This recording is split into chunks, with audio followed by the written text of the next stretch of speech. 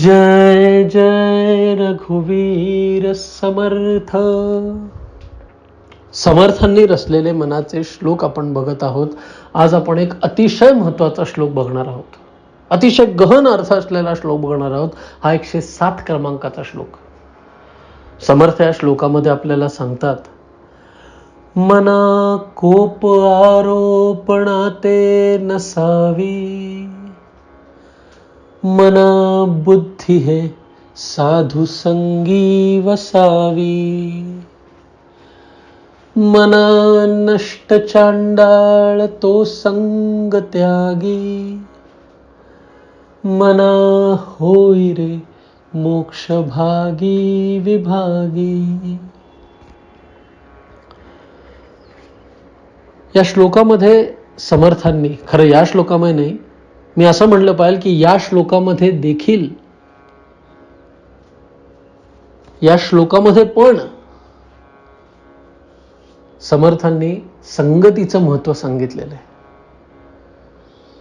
समर्थांचा हा श्लोक अध्यात्माचा एक छोटासा जिना आहे. समर्थ आपल्याला सांगतायत की काय नाही केलं हवं, त्याच्याऐवजी काय केलं हवं आणि ते केल्यामुळे काय होणार आहे. मना होई रे मोक्ष भागी विभागी. हे 205 श्लोक आपल्याला मोक्षाकडेच नेत आहेत. हे 205 श्लोक अध्यात्माचा एक मोठा जिना आहेत, ज्यामध्ये आपण सुरुवात कुठे करतो. पहिले 40-50 श्लोक सर्वसामान्य माणूस ज्या पातळीवर जगतो त्याला बेसिक गोष्टी समजवतात समर्थ तेव्हा, आणि हळूहळू हळूहळू हे श्लोक वर्धिष्णू होत होत आपल्याला मोक्षाकडे नेतात. अगदी 203 क्रमांकाचा श्लोक जो आहे त्यामध्ये देखील समर्थांनी संगतीबद्दलच सांगितलंय. 203वा श्लोक म्हणजे मनाचे श्लोक संपत आले असताना देखील समर्थ संगतीवर भर देतात. तेव्हा त्यांनी सांगितलंय, मना संग हा सर्व सोडून द्यावा, अति आदरे सज्जनाचा धरावा, जयाचे निसंगे महादुःख भंगे, जनी साधने विण सन्मार्ग लागे. बघा, मनाच्या श्लोकाच्या दुसऱ्या टोकाला समर्थांनी सांगितलंय की कोणाची संगत धरावी. त्याचप्रमाणे जेव्हा मनाचे श्लोक सुरू होत होते 45व्या श्लोकामध्ये समर्थांनी सांगितलं होतं कोणाची संगत त्याग करायची आहे, सोडून द्यायची आहे.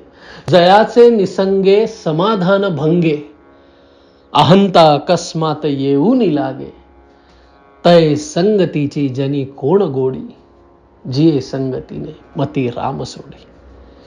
45 श्लोकामध्ये समर्थांनी आपल्याला समजवलं होतं, पण आपण असल्यामुळे तेव्हा ऐकलं, तेव्हा बरोबर वाटलं, हो काहीतरी केलं पाहिजे असं म्हणलं आणि परत आलो आपण आपल्या आयुष्याच्या मार्गावर.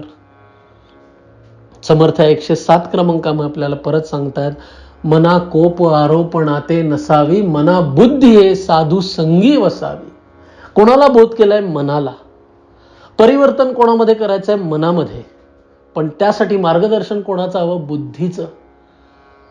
मना बुद्धी आहे साधू संगी वसावी. ही बुद्धी जेव्हा साधूंच्या चरणी जाऊन बसेल तेव्हा बुद्धी मनाचं मार्गदर्शन करणार, मनाला त्याची सवड लागणार आणि मग मनामध्ये परिवर्तन येणार. पण त्यासाठी काय करायचंय? मना नष्ट चांडाळ याची संगत सोडून द्यायची आहे.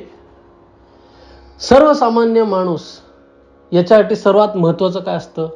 त्याचं स्वतःचं, त्याच्या मुलांचं, त्याच्या बायकोचं सुख. लिमिटेड असते त्याची विजन. अध्यात्म वगैरे त्याला काय माहित नसतं. या जन्मापलीकडे ते सोडूच द्या, या जन्मामध्ये नक्की काय चालू आहे हे पण त्याला माहित नसतं. आणि त्यामुळे he is only driven by selfishness. स्वार्थ हे फक्त त्याला पळवत राहतं. आणि मग हा स्वार्थ पुरवण्यासाठी फक्त आणि फक्त स्वतःच्या स्वार्थापोटी तो लोकांबरोबर मैत्री करतो, लोकांबरोबर संगत ठेवतो. तो अशा लोकांच्या मागे धावतो ज्यांच्याबरोबर चांगलं राहून त्याला त्याचे प्रमोशन मिळतील, ज्यांच्याबरोबर चांगलं राहून त्याला फायदे होतील, आर्थिक फायदे होतील, इतर काही फायदे होतील, पण फायदा हे असं होईल. पण आपण साधारणपणे बघतो की तुम्ही जेव्हा स्वार्थी असतात आणि तुमचे सिनियर जे असतात, तुम्ही त्यांच्याबरोबर अलायन्सेस करायला जातात, तेव्हा हे सिनियर जे आहेत हे तुमच्यापेक्षाही देखील पोहोचलेले आहेत स्वार्थामध्ये, म्हणून ते तिकडे बसलेत. आणि दोन स्वार्थी लोक जेव्हा एकत्र येऊन मैत्री करतात, तेव्हा तुम्ही त्यांचा वापर करायला जातात आणि ते तुमचा वापर करतात, आणि यामध्ये निष्पन्न होतं तर फक्त कोप आणि आरोप. मग याला मार्ग काय आहे? याला मार्ग समर्थांनी तर सांगितलंय, मना बुद्धी हे साधू संगी वसावी. पण लेट अस बी रिअलिस्टिक. आजच्या जगामध्ये सज्जन माणसं, साधू माणसं हे आपल्याला सहजा भेटत नाही.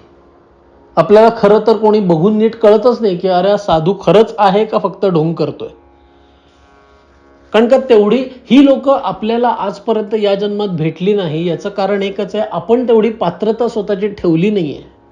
आपण जेव्हा आपले सत्कर्म तेवढे वाढवू, जेव्हा आपले सत्कर्म वर्धिष्णू होतील, तेव्हा कधीतरी आपलं परीक्षण निरीक्षण होऊन पात्रता ठरवून मग ते समोर आपल्या येतीलच.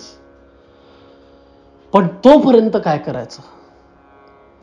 तोपर्यंत आपण एक गोष्ट करू शकतो, आणि ती गोष्ट अशी आहे